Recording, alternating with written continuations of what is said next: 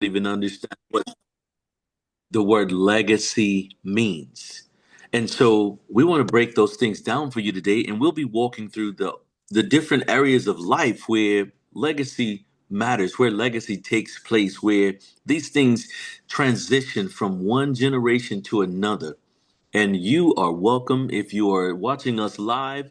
Pop your comments, your feedback, your questions in the chat so that we can maybe respond to those things. We can address those specific things that you are asking or thinking or commenting about because we want you to be a part of our conversation. We're not talking to hear ourselves talk, we're talking to change lives. Before we get started in today's segment, we want you to understand that we're always speaking to you from a biblical principle. We're not here to preach to you, but we're definitely speaking in line with the word of God. So everything that we talk about, we understand that we leave God out of nothing. He is all inclusive in every breath that we take, every conversation that we have, every action that we do in our lives. And we want you to understand that because legacy without God is not a legacy at all. And we want you to have clarity and understanding about that so that you can be that one in your family to change and build and add to and share and pass on a legacy that God would be proud of. We welcome the Lord, his Holy Spirit into this room, this conversation, this atmosphere right now. And we ask him to have his way in and through us so that we're not talking in circles, but we're talking forward. We're talking purpose. We're talking God's will, God's plan, his destiny for your life. He loves you and he wants you to know his plans for your life. Let's talk about this legacy thing. Now, when we look at, before we get started, um, Darren, Joe, glad to have you guys with me. We have other brothers that also join us as well. Sometimes we're here based on our availability, but we have some wonderful men that we get to have great conversations with every Thursday night in our men's locker room.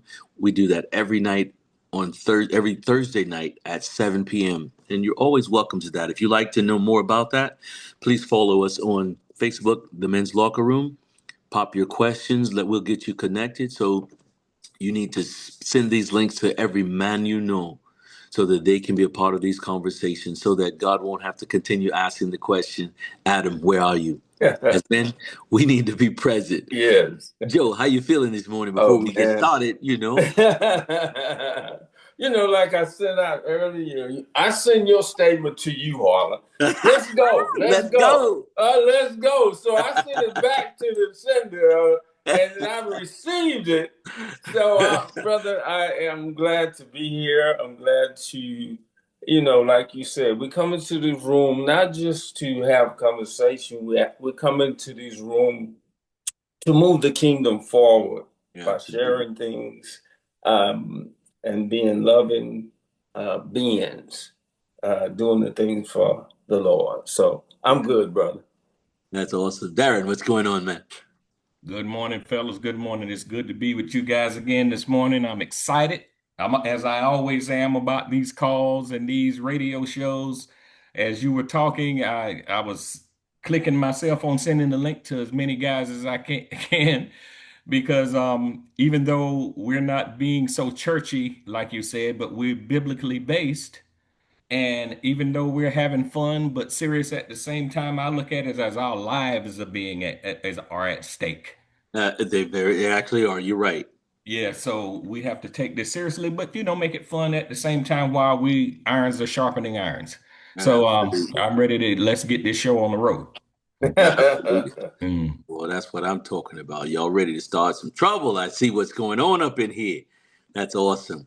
Well, I'm really, excited about every time that we get to be together, and I'm sharing the link as we speak, just to get some more men in this room, so that people can share the link and get in on these conversations. And we're gonna wake people up all day today, and we're gonna have an awesome conversation. As we were even thinking about this particular topic, I think we went on for a couple of hours, guys, just talking about what we're planning to talk about. And we get you guys started, and it's like, wow, we on that ride, and we about to go there now. So let's just get ready to roll, and see what we going to share with the people today. Like, we talking about leadership and legacy. Now let me start this off. Let me set this tone right quick. Proverbs 13:22 says, "A good man leaves an inheritance to his children's children, but the sinner's wealth is laid up for the righteous." Now, when we talk about legacy, and our main topic today will be building a legacy that speaks. Now, we know, a lot of things, and we'll be able to pinpoint that more for people in just a second. What someone may say, well, what is legacy, Harlan? I don't know what that means. I hear people say that word. I don't have a clue what legacy means. Legacy is something of value handed down um, from ancestors, or it could be from generation to generation. Um, so it could be tangible, such as a will, money, business, or some type of everlasting impact through information, wisdom that's given to you that changes your life, that causes you to know something that whereby now you didn't know anything, and now your grandfather, your uncle, or your dad gave you some wisdom, and now here you are, you've created these apps that have changed the world, or you've created this business that has changed the world, this company, this invention, this idea, this something that affects and serves humanity. And they pass down to you the legacy of wisdom. It could be technology. It could be the application of knowledge. That's what wisdom is. It's knowledge applied. So when you learn things and you don't know what to do with it, that's not wisdom. You just know a lot. When you know how to apply it to your life and use it in the right way, now it's called wisdom. And so when we're talking about building a legacy, and a legacy that speaks, we're talking about things like generational wealth. Um, and we're gonna walk through these things. Let me read some of the things that we are going to be speaking on when we talk about generational wealth. Most people don't even know what that means. Well, it means what Proverbs just said. A good man leaves an inheritance to his children's children. And so when we're thinking about that, when you guys have seen when someone was either alive or whether someone passed away, and you say, oh, well, his dad left the business to him. Well, his dad may still be alive and left the business to him. So he left him that legacy that he built.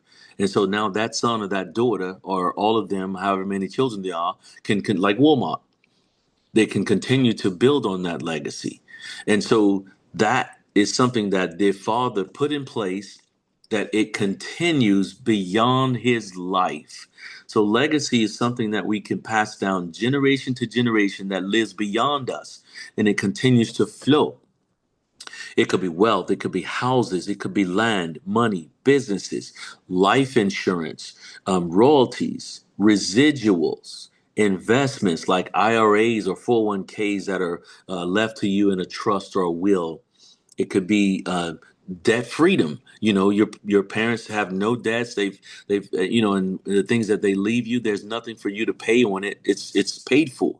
The business, there's not the business, whatever the thing is that they've left. There's nothing owed. There's nothing in the red. It's all in the black. And you can now you all you have to do, like say for example, if they left you rental properties and those houses are all paid for and everything coming out of it is liquid cash flow. That's residuals. That's residual income.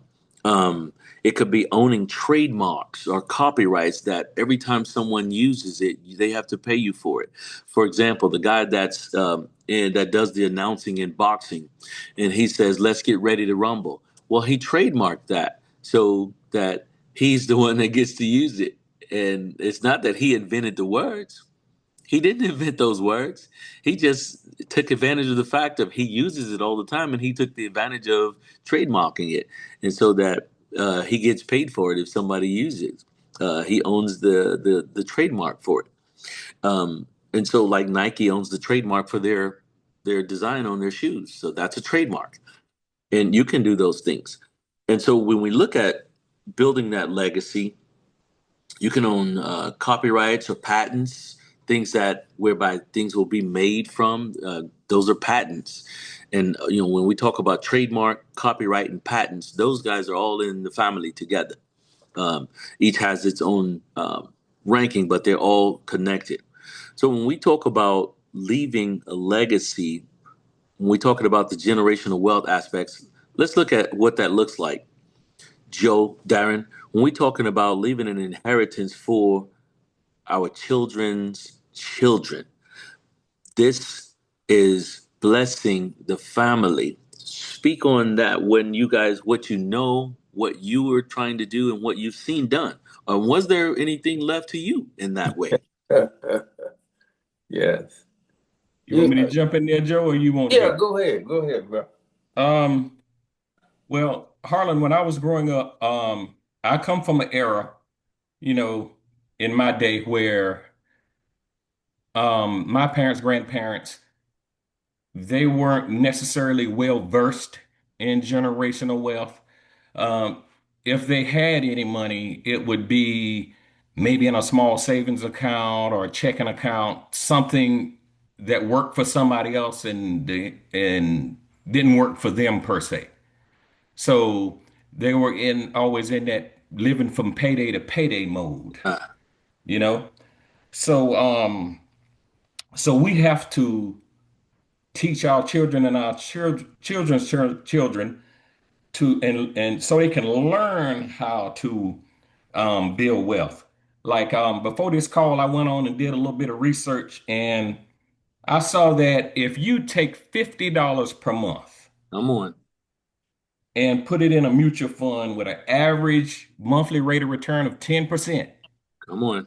in 20 years, you would have like $40,000 just by putting $50 away. So I can hear the argument as soon as I say that. There might be a couple that say, well, Darren, I don't have $50 to put in a month. Me and my wife both are barely making above minimum wage. I don't have $25, let alone $50. Well, I would say go look at some of the habits and go back and look at where you're putting your money. Mm-hmm. So let's say if you're a smoker and you smoke 2 packs of cigarettes a week, Mm-hmm. I think an average cost of cigarettes is what, like 10, $12? Yes, sir. Or maybe more someplace. So if you cut that in half, that's $50 a month right there. That's right. You know what I'm saying? So, and if you stop smoking altogether, that $40,000 would turn into like 165, almost $200,000. Now, I'm just using cigarettes as an example, just to show our audience that there are various things that we can do and things that we spend our money on that we can come up with enough to build generational wealth.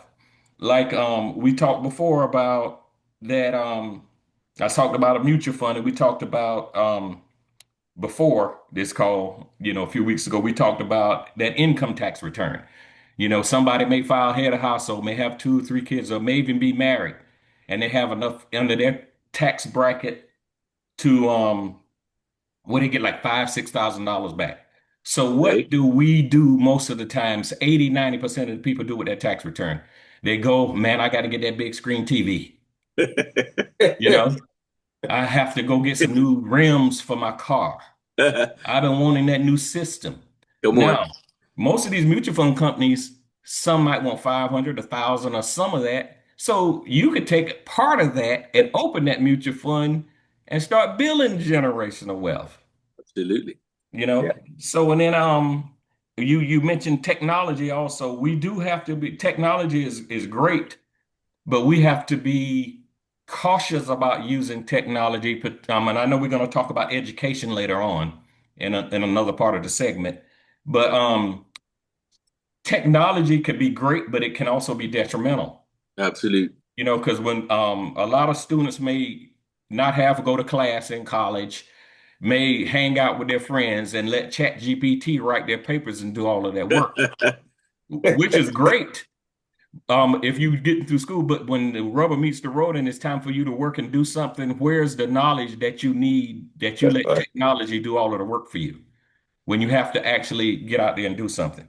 And the last thing I say, some of these things that we talk about, like 401ks, housing, if you get on a job and know how to invest and use your 401k wisely and take that $50 a month I'm talking about, you'd probably have $500,000 or more by the time, to go. But people, we think shallow sometimes and don't realize how our other counterparts have been doing for years, but we haven't been doing per se.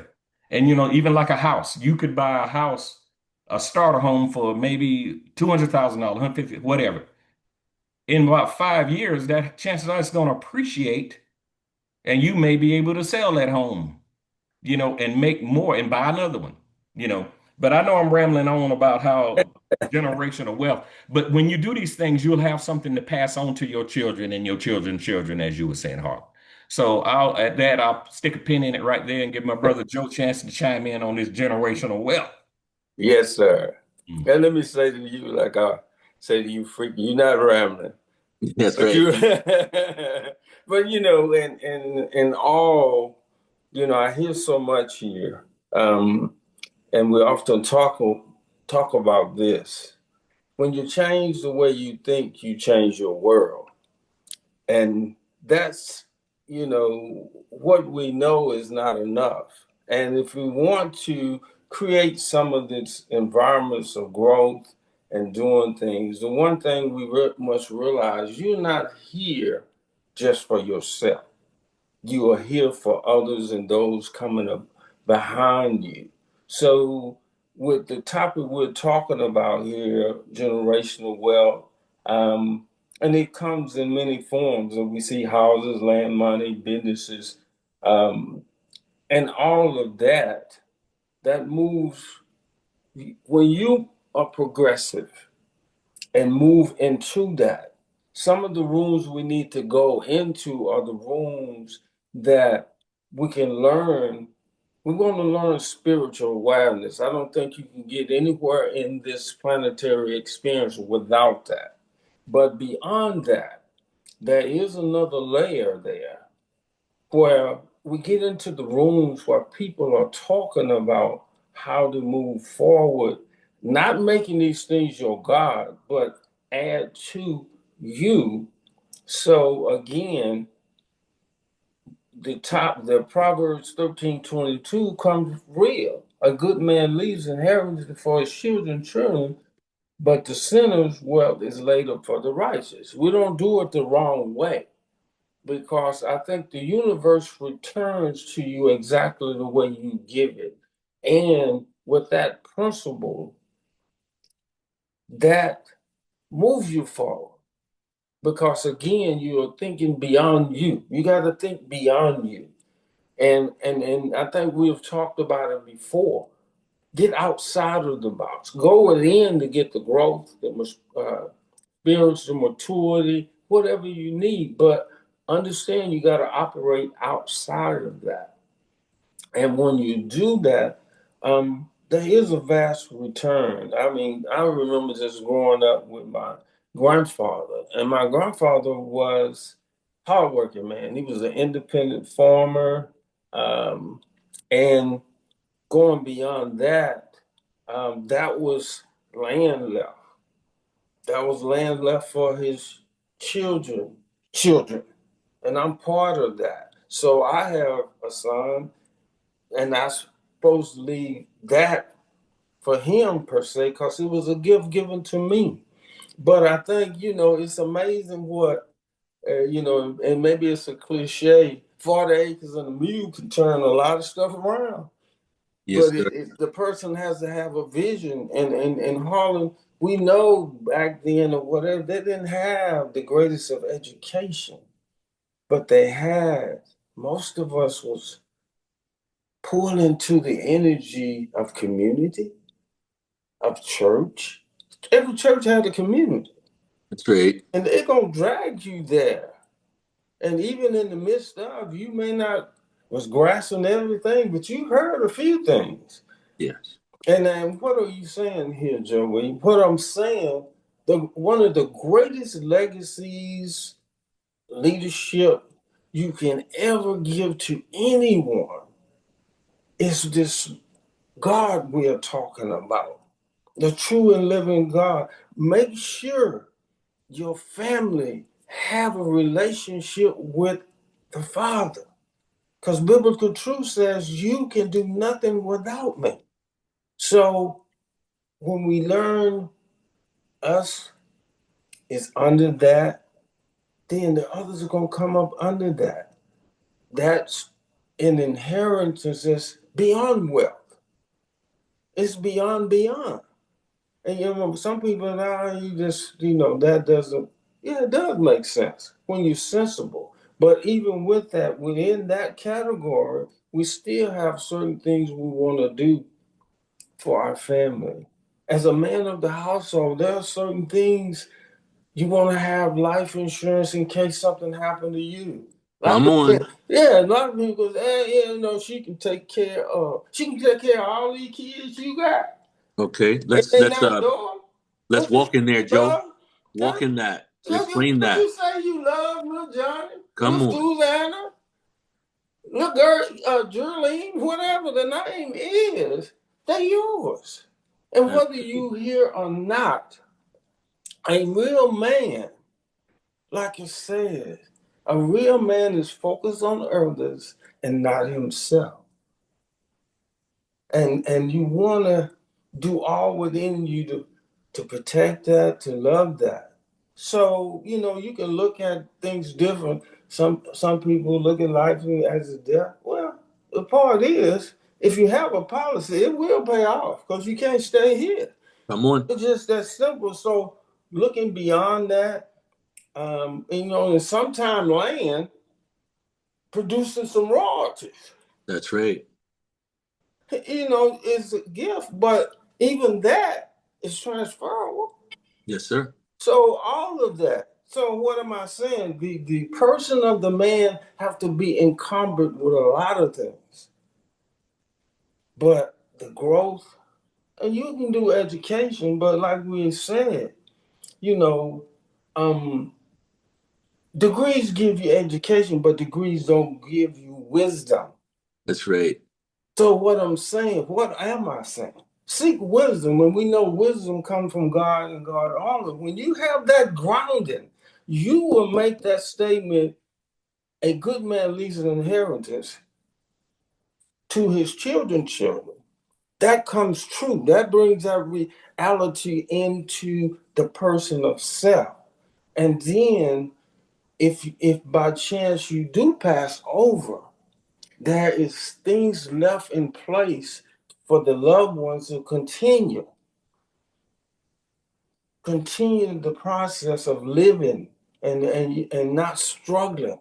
So when we put certain things in place and in our heart and do those things, then again, that's a legacy that's transferable. All of these things help the situation when you have to decide to do it though, Holland. They just don't come out of the air. You have That's to right. do that. And once you do that, once you demonstrate that in front of your loved ones and your kids, what are you doing? You are leaving them that so they'll do it for theirs. And here we go. And we get the grounding. The man have to have the grounding that Yes. pushes this generational wealth. And that's a very, very unselfish thing to do. Absolutely. And we need to talk about that word generational wealth and what it means, what you're explaining right now. For those who may not understand what generational wealth is, when you look at a person that you know is wealthy, here's the tragedy. You guys have seen people that we know that have hundreds of millions of dollars, even billions, and may die and say, well, I'm going to leave it to my dog or my cat. Well, Yeah, that person is totally selfish and their minds are not right. And you have kids and you have family members that you could have blessed. You could have been teaching them the whole time, those who want to learn how to respect money, how to manage money, how to make and save and invest money. You could be teaching that. You can't teach it to those who don't want it, that's but you right. do teach it to those who want it and who will listen. Because, I see people all the time, Joe. that live their lives going around the world, blessing people. And they've developed a way to whereby their heart is in the right place and they don't have to go around the world pulling out of their own pocket per se. Some of it's out of their pocket, but they developed a following for of people who want to just love their neighbor. That's right. And so they find people who they'll approach someone who and ask them for help, you know, and the person, it could be a homeless person, and the homeless person will come out of their pocket with their last dollar or $2 or change and give it to that person, and they have nowhere to sleep, don't know where their next meal coming from, and they give this person their last couple dollars or $1 wherever they got it from. And the point the person was doing was trying to see where the heart was of this That's right. person, and then they turn around and bless them, and then the people that believe in their ministry will give for that person to that person that's helping, and they change those people's lives, get them into housing. If they needed a car, they get them a car. If they needed a job, they get them a job. So they're actually doing Christ like ministry. And so that's what we're supposed to do when we're supposed to help one another. When we're talking about, you talked about life insurance. The average person doesn't know why they need life insurance. People hear things like this and they take off running as though, dude, you won't even pull out of your driveway without car insurance. You won't even sleep a night in your house without having home insurance, because what if the lightning strikes? We got to be able to get another house. What if we have a wreck on the way to what? We got to be able to replace our car. You'll bend over backwards. Yes. You never miss a payment on your house insurance. You never miss a payment on your car insurance. If you don't come home, how is your spouse going to pay for that house? Oh, and just in case both of you don't come home, how are your kids going to pay for that house? Are they going to be put up for adoption? Will your family be able to take care of them if they're minors? And if your family had to take care of them, what would they take care of them with? You know how many grandmothers are raising kids on a fixed income because the parents either just abandoned the kids or they died and didn't leave an inheritance? So, what is life insurance for? It is not for that casket that you have at the front of some sanctuary or a funeral home. Mm-hmm. That's only part of the what a life insurance is for. Life insurance is for my family to replace the income that has been removed from that house. If I make $100,000 a year and I die, that $100,000 immediately ceases from my company. It does not continue to come unless I own the company. If I am an employee, that I get that next, my family will get that next check, and that's it. So Darren talked a little bit about the mutual funds and 401k and investing in those things where you work. And also you can have that outside of that. It's called the IRA. We're not talking about stuff we don't know about. Joe is in the financial industry, and I spent 20 years in the financial industry. So we're not talking about something we don't know about. We're talking about what we've done and what we do. And we've seen the effects on families. I know what it's like to see that wife whose husband has died, whether by accident, whether in his sleep or whatever cause, and she still they have two, maybe three cars, a home, children, all these things. The mortgage company does not say, "Oh, we're sorry, your husband died. We'll just stop the mortgage and we'll just let you live in the house for free." Doesn't work like that. No. On the first, they want that mortgage note. That car place wants their car note. Everything, the light company, the water bill. Oh, kids got to eat. They got to go to college. They're going to keep growing. They need clothes. So let me break the math down for you. If I make $50,000 a year, I need at least $500,000 in life insurance. What does that do? That replaces my income for at least 10 years. If I make $100,000, I need at least $1 million of life insurance. That replaces my income for 10 years. My family don't have to sell the house. My wife don't have to get married for out of desperation because she doesn't have the money. My kids don't have to forfeit college and all start working two jobs. but they can continue their lives. And oh, by the way, if I can afford it, why not go ahead and get a few $1 million worth so that I can leave an inheritance for my children and they can have a wonderful start in life and they don't have to struggle. They already missed their father. They shouldn't have to miss their father by grieving and also have to wonder, where are we going to live? Is mom going to have to sell the house? So when we talk about these things of investments and wills and trusts and life insurance, those things are all part of the knowledge and education and wisdom that you need to be able to leave a legacy for your family. That casket we put you in is going to cost you about 10 grand. But when we put that casket in the ground, your family has to continue living. What will you leave? If you're not wealthy, life insurance is simply, I'm buying money that I don't have. Because I'm not wealthy, I'm going to purchase $1 million in life insurance so that if I die today or tomorrow, if I don't come back home from work, my wife can pay the mortgage off and my kids can still go to college and they are well and everything keeps going the way as if I were still there financially. That's what life insurance is for. That's what 401k and IRA and all Yes. those things are for.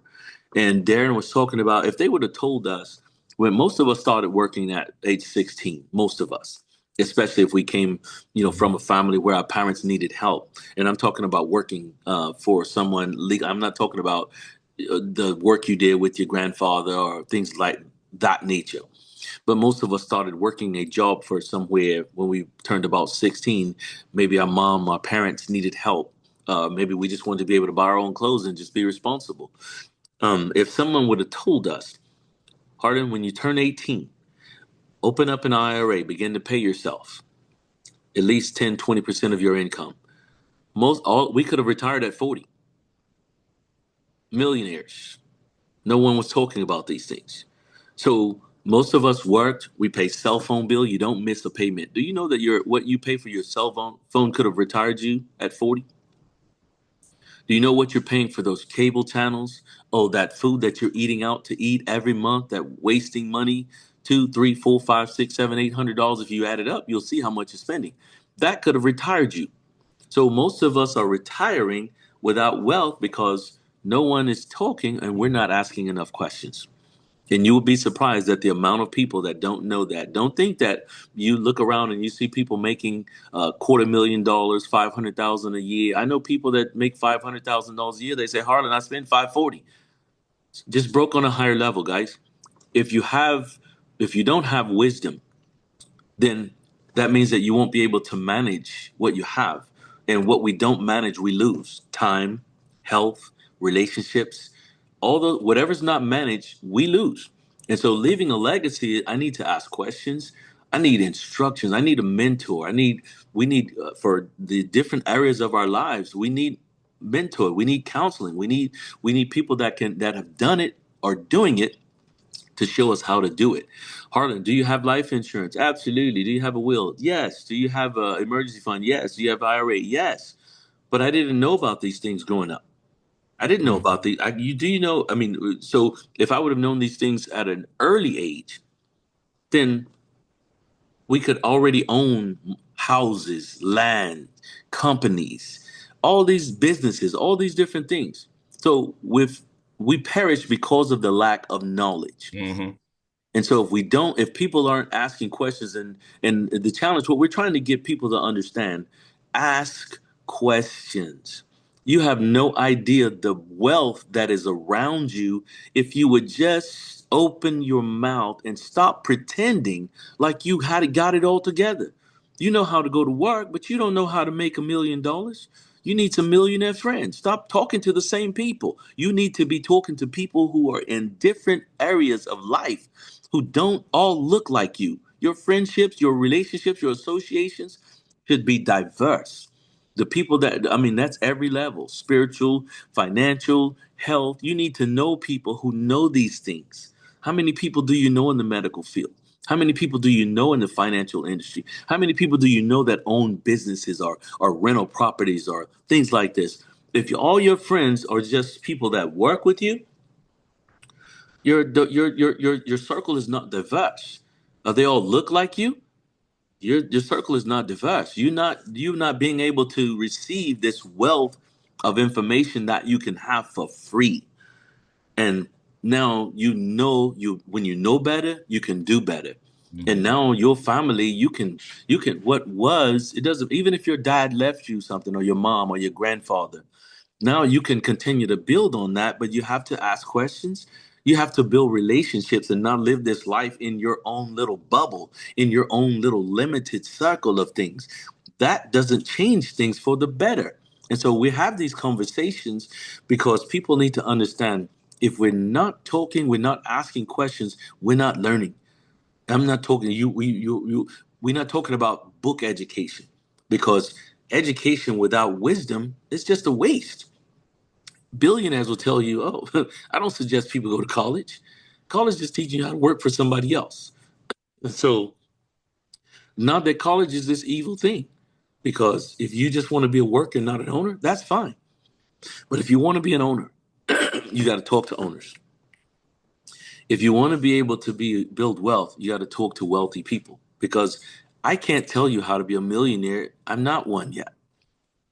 We can talk about successful practices and things like that and discipline, all those things, but I'm not going to tell you that I can tell you how to be a millionaire if I'm not a millionaire. I need to be pointing you into the direction of someone who is. You need to be looking for someone who is. Jump in there, Darren. You got someone you. Um, and most of the time to ask those questions, you don't have to look far. Um, and I will put this out there. We talked before we went live about attending church. And yes, men, this is a plug that I'm putting in for attending church. Yes, sir. Because when you go to church, you will find that there's a lot of people in that congregation that have some of those same expertise that Harlan is talking about. And when you get to fellowshipping with men, going on these prayer breakfasts and these trips and these men's retreats and whatnot, you'll be surprised at the many of the people in there that have car dealers, financial advisors, people that work on homes, handymen, people that do HVAC, people that have experience in life insurance, things like that. But a lot of times, Harlan mentioned all those things about not forgetting that we need car insurance or homeowners insurance. But one thing that we don't like to talk about, we simply do not like to talk about death. Come on. We don't want to confront the fact that the old cliche says two things are going to always happen is death and taxes that you can always count on. So Absolutely. when we talk about that life insurance that you were talking about, Harlan, and what Joe touched on a minute ago. Me personally, I mean, my kids are grown and gone and got their own life insurance and things like that. But my wife and I live a certain way right now. We have to eat, we have to have gas in the car, we have to pay the bills, pay for the home and everything. So when I pass away, if the Lord calls me first, I'm leaving a burden on her if I don't do like I'm supposed to do. Now, Absolutely. a lot of things about life insurance and all these things, and it goes back to building that generational wealth. If you can't afford a $500,000 in life insurance, then some of that generational wealth you built, the 401ks and all that, will supplement that life insurance that you have. So when you pass away, that person won't have that burden.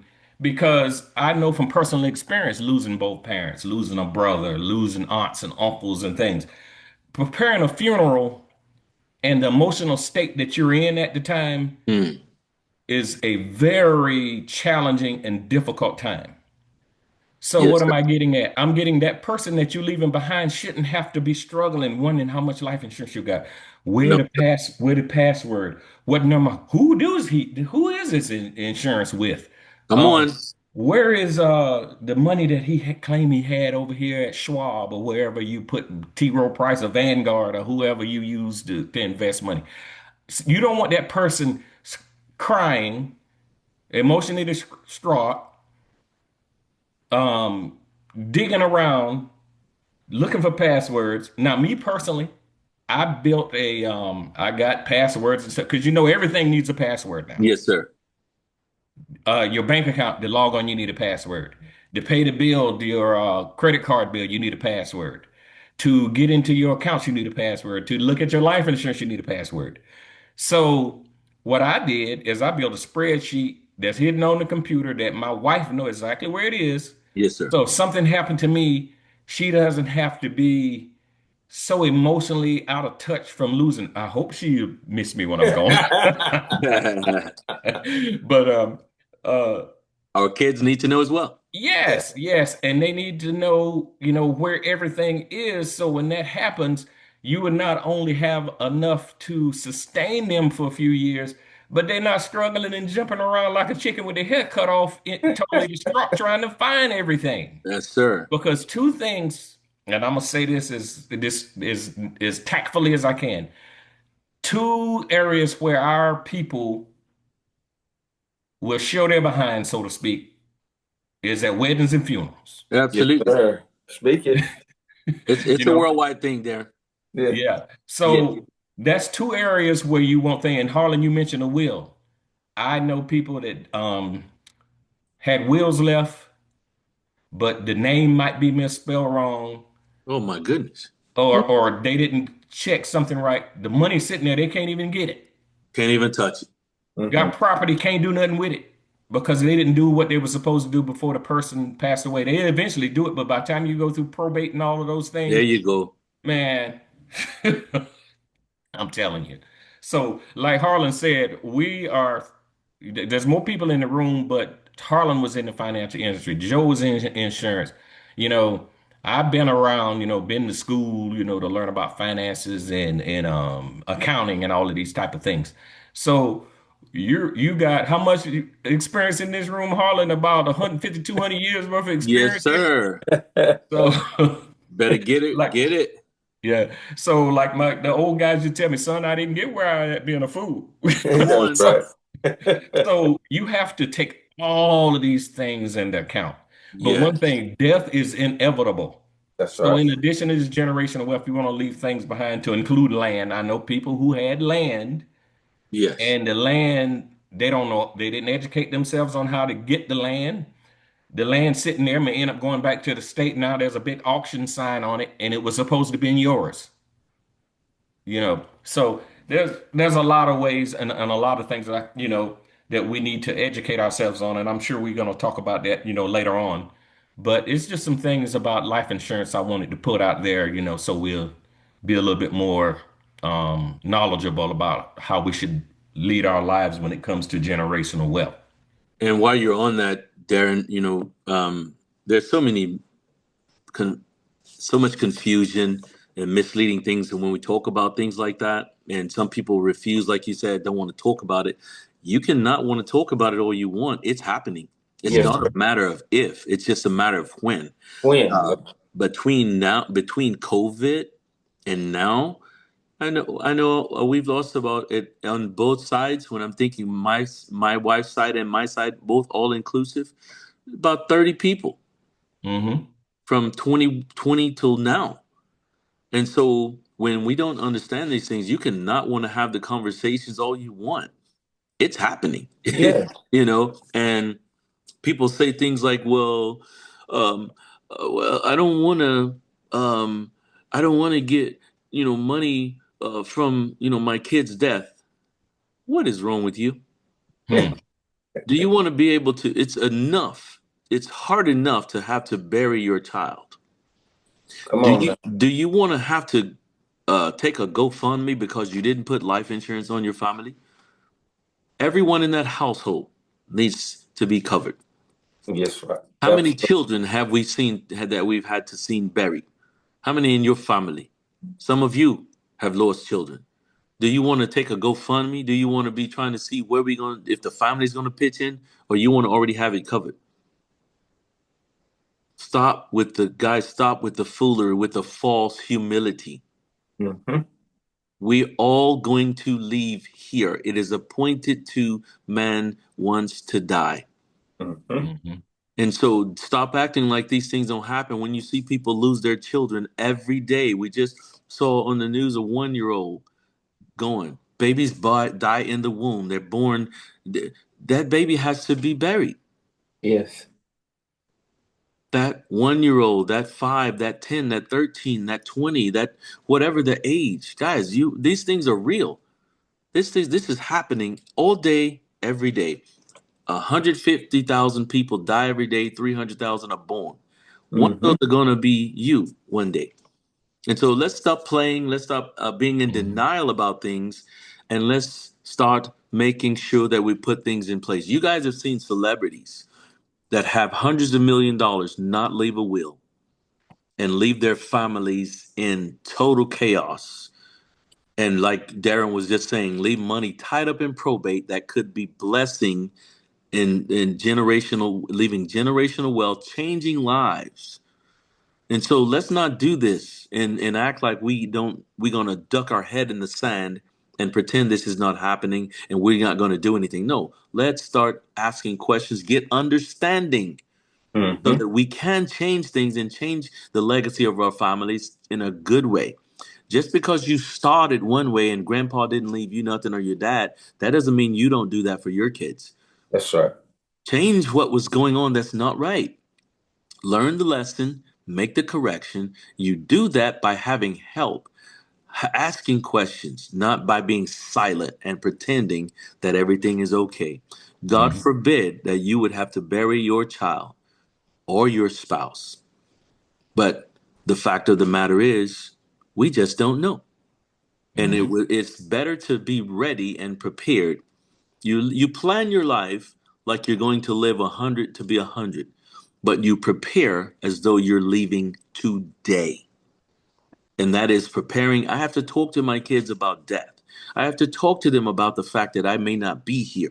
And this is what you need to do. And this is why I talk to you about this. This is why I Mm-hmm. show you this. This is who you call for this. This is and we need to be we need they need to know these things. They need to know where the will is. Who do you call if I die for to collect on the life insurance? They need to know these things, not after I die and it's in some letter. I need to be talking to them about it all the time. You have to train your replacements. Your children they're growing and going, and they don't need to wait till they get out of the house to call you back and say, Dad, how do I do this? Mom, how do I do that? No. That's why we sit at the kitchen table. Mm-hmm. We need to laugh together. We need to pray. And we need to tell them and teach them about both life, living, and death. And if the Lord Jesus is not being taught with that and through that and in that and all of that, education without salvation is just devastation and damnation. Yes, sir. Y'all stop playing here. Let's do this thing the right way. Y'all talk to me in those comments. You can ask your questions, pop your feedback. We'll respond. I can see the chat, so whatever you're saying, I can see it, and we'll respond to it. If you have a question, pop it in there. We'll address it if we know the answer. We're not gonna pretend we know something.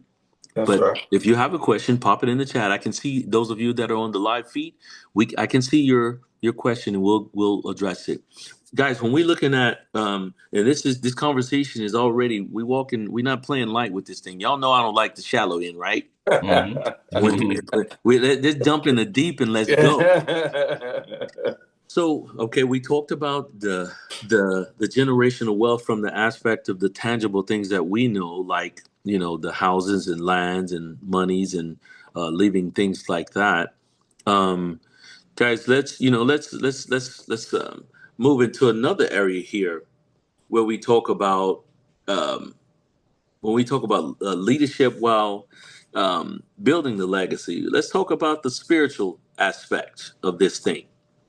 Spiritual inheritance, leading by example while following Christ in faith, hope, and love, which includes forgiveness, honesty, consistency, authenticity, submission, surrender, obedience. Train the child up in the way that they should go, Mm. leaving an heavenly inheritance that doesn't fade.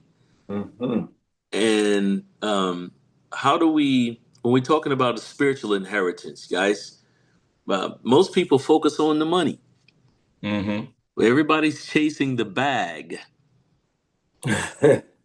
and not understanding Matthew 6:33, which says, "Speak, uh, uh, seek ye first the kingdom of God and all of His righteousness, and then all these other things will be added to you." There's a question in the chat. It says, "Which is better, a will or a trust?" Um, a will, a trust is going to be, like if you want to set, let's say, for example, you can have both of those. A trust, like let's say, for example, let's say you left your kid either a few $100,000, whatever, but they're young and you don't trust a relative with that particular um, monies to be fair or right by your child. You can set that trust up to where, hey, this kid will not get this money until they turn 21 or after they graduate college or until they turn 25, because I feel like they'll be more mature and will already have learned some life lessons and won't just go out there and blow the money. But you have to teach them these things all the time. If you don't know, you have to be you then you need a financial coach, a financial planner, so that you can be taught and educated on these things, so you're not doing something, you're not shooting in the wind. Who set the will up for you? Who set the trust up for you? Well, you need to be educated so Yes. that and now in this day and time, you can type in whatever you want on YouTube, and there's a lawyer, there's an accountant, there's financial professionals who are giving you this information for free. Just type it in on YouTube. You can find out whatever you want in this day and time. If you don't have the information now, ignorance is a choice. Yes, sir. So you can find out whatever you want. The will, you can have a will, a living will. So your will, of course, if you in the state of Texas, if you don't have a will, let's say for example your kids are minors, you can think that, oh, well, if something happens to me, then they'll give my kids to my parents or my siblings. They don't have to. In the state of Texas, if you don't have a will, they can put your kids in the system. That's You right. can think, oh, well, my house and my cars will automatically go to my family and my brothers and sisters. You have to delegate these things, or the state of Texas can take over. That's what Darren was just talking about when he's talking about things being tied up in probate. I know Mm-hmm. lawyers' children's whom their fathers were lawyers who were so selfish and didn't leave a will, they can't even touch his estate. Mm. So he didn't care enough to leave it for them. That we know that person is not right in the head. Hmm. So if for you to not do that, you can't leave money to a cat or a dog. You think that cat or dog is getting that money? No, the state is spending that money. Yeah. You got to be kidding me. You better love on somebody and leave that money to somebody. If you have somebody, leave it to the church. Leave it to a Salvation Army, or something that is helping people every day. Don't do that with no dog and a cat. That cat don't have a soul. He ain't buying no steak and filet mignon. So you can have both a will and a trust, depending the trust is basically is more for things that you don't want done right now. It's things that will be Right. done in time. Right. Mm-hmm. And the will states, your what your desire is for everything that you've left behind, and Yes. who's doing what, who's over it, who is it being issued out to, all these things. And those things need to be known before you die. If you have Especially if you have kids, you don't want them fighting over these things. They need to know what's going on, so that there's no surprises when your will is read. They don't need to be surprised. They need to be taught. And I know some of you, we have some children that may not be acting right, may be rebellious. Some people have kids that are on drugs, or they're just irresponsible. Okay, you have to set things up according to the way your family is, and Hey, Harlan, that's how you do it. Go ahead, Derek. I'm gonna ask you a question. I'm gonna ask as if I'm in the audience. So Harlan, how do I get a will drawn up? And is it expensive? Is it gonna cost me a lot of money to get a will? Is it difficult to do?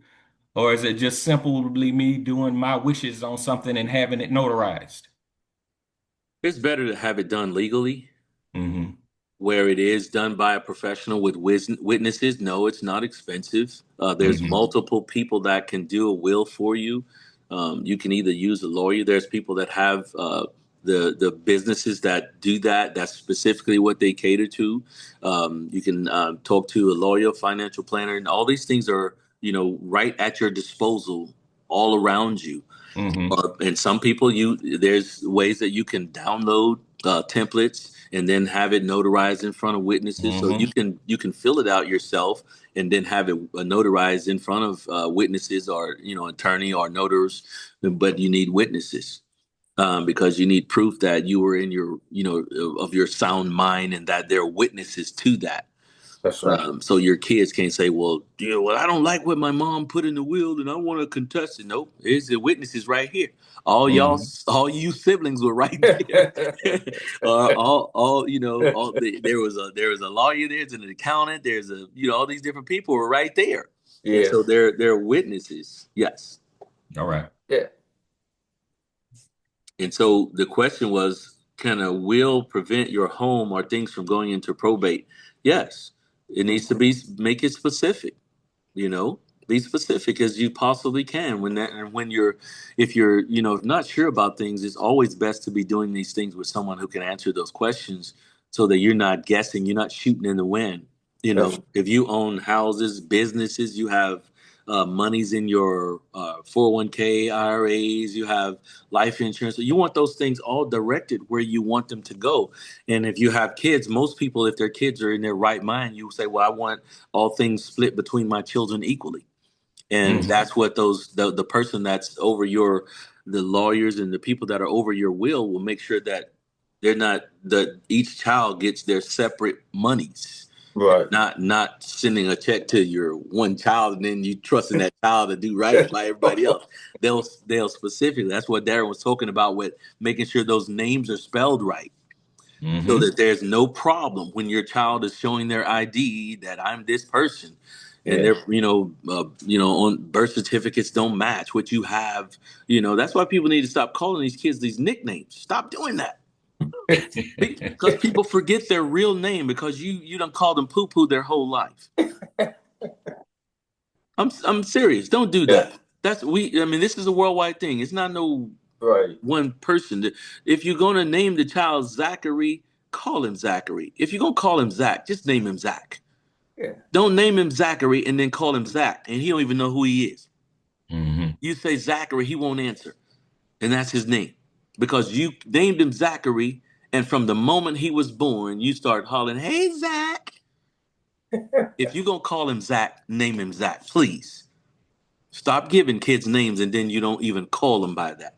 Some people died with fake names because their family called them by the nickname their entire life. Guys, that's confusion. And if we call your name out or we see you on the news, we don't even know that it's you, because they Right. called you by your nickname, and they're calling you by your government name on the news. And so we need to let's just do things the right way and stop with the thinking this stuff is cute, right? Mm-hmm. There's an age when we need to stop with the nicknames. Yes. That's another thing, but it's relevant to the fact that if your names don't match what's on these documents, there's a problem. Yes, it is.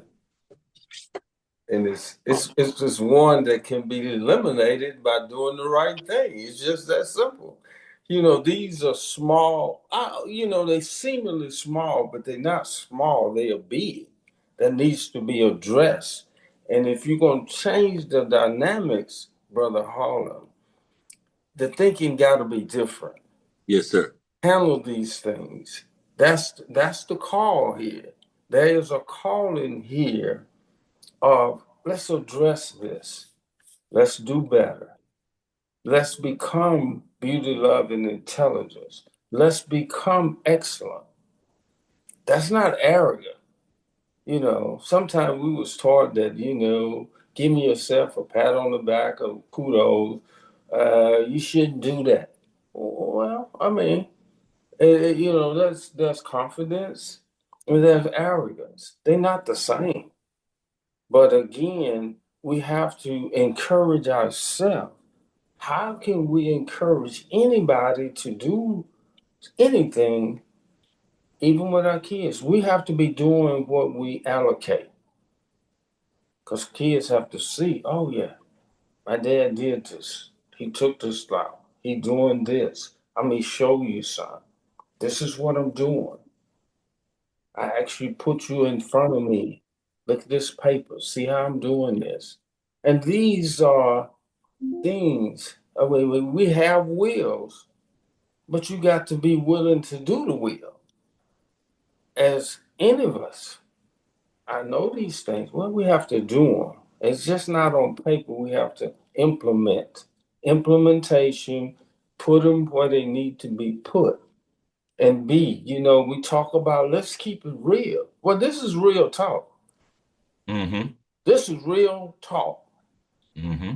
And if you don't face real, you live in unrealism. But you don't get to not suffer the consequences of unrealism, even if you don't want to keep it real, if that makes sense. But that's what I'm saying. We can't live in la la land. We talk about these things, and then you don't build a leadership or build a legacy on la la. La la is just what it is. Uh-oh. Facing the real about any and everything. I mean, so, don't take this lightly because this is not something to be taken lightly.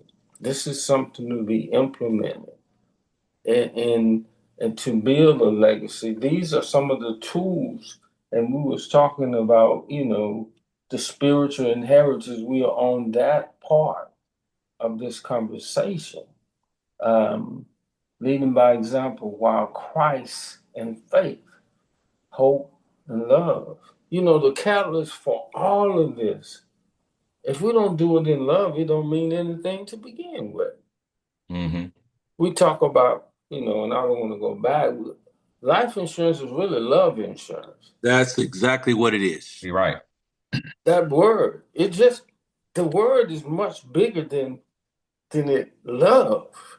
You got to know what that truly means, and not watered down love. No, we got to know the love that comes from the heart of God. And when you do these putting things in place in perspective, you will do that. I just wanted to put that in there, Brother Hall. We'll talk Mm-hmm. about, Darren, speak on that because we right now we talking about spiritual inheritance, and we deep off in there. Let's like we've talked about the money aspect and those things, and we could talk about those things for a long time. Um, Darren, Joe, we all have kids.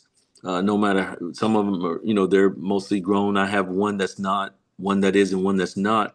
When we talk about leaving a spiritual inheritance, and all the things that we talk about, Mm-hmm. we just mentioned the fact that you can't leave God out of any of it.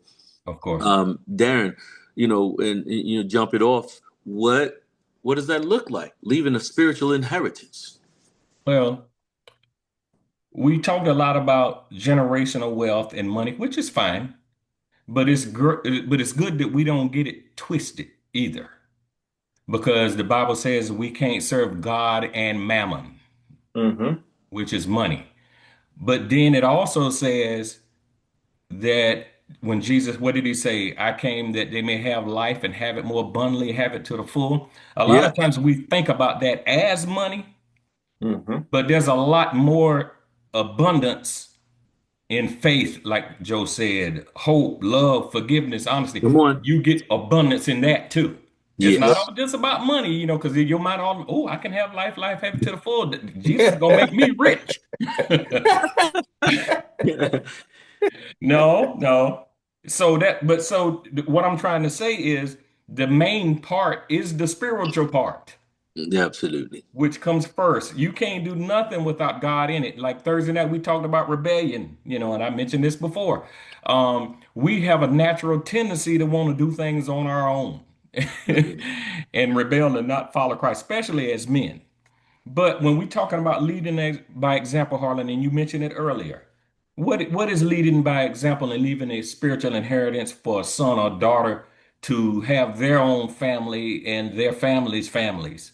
Well, one of the things you mentioned, Harlan, was as soon as you get home from work, not picking up their remote and grabbing that beer when you get there, and then your child over there trying to do their homework. They may have some things going on at school, and you don't even know what's going on. My goodness. So there's nothing wrong with coming home, when the food is made. Sit at the dinner table, say grace together, say prayers together, go to Sunday school, talk about things. Hey, how was school today? Are you struggling with anything? Yes, Dad, that math is really well. Son, I had a little struggle with math too, but let's sit down together and see how to figure out these problems so you'll be better at it at school. You know, um, what do you want to aspire to be when you get big, son? Uh, daughter, what is it that you want to do?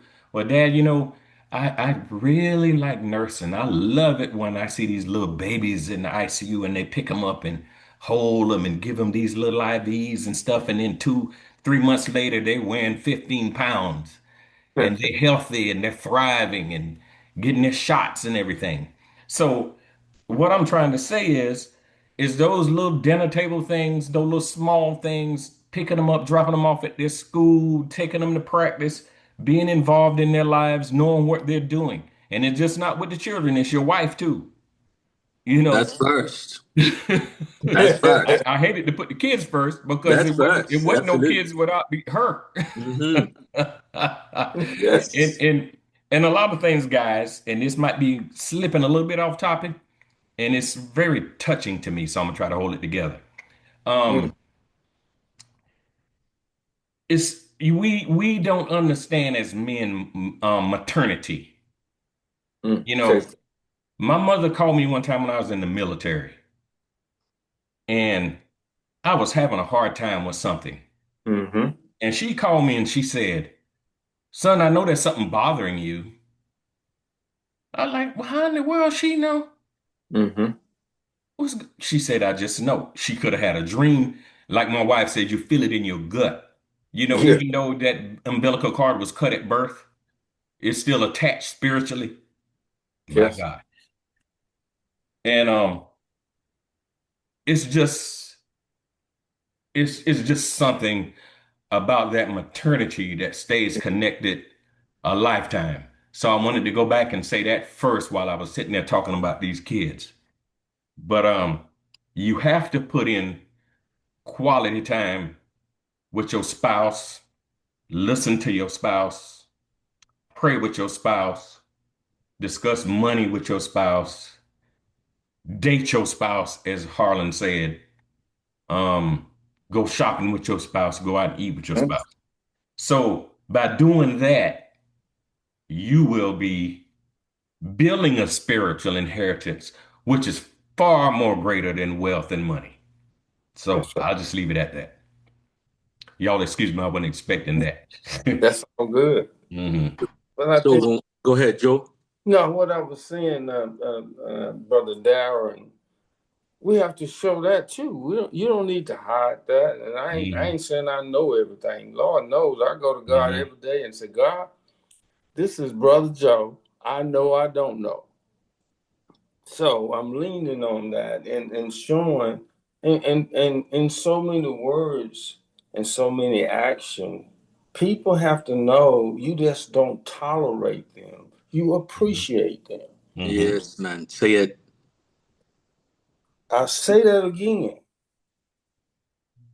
They want to know you just don't tolerate them.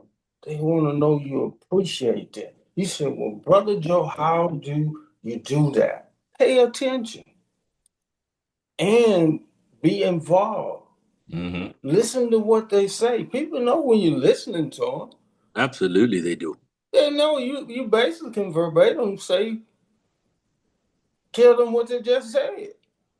And if you can't tell them what they just said, then that didn't mean nothing to you. This is not brilliance. Come on. But when hmm somebody means something to you, first of all, they add value to you. hmm And you add value to them. You don't Absolutely. devalue value. Something wrong with you. You got to recognize what's in front of you.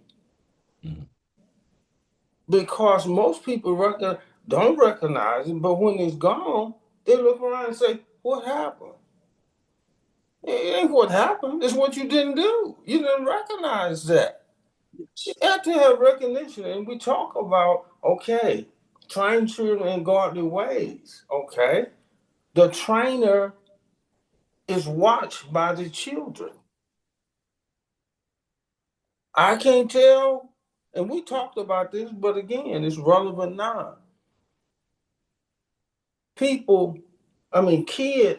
hear what you say, but they watch your example. Mm-hmm.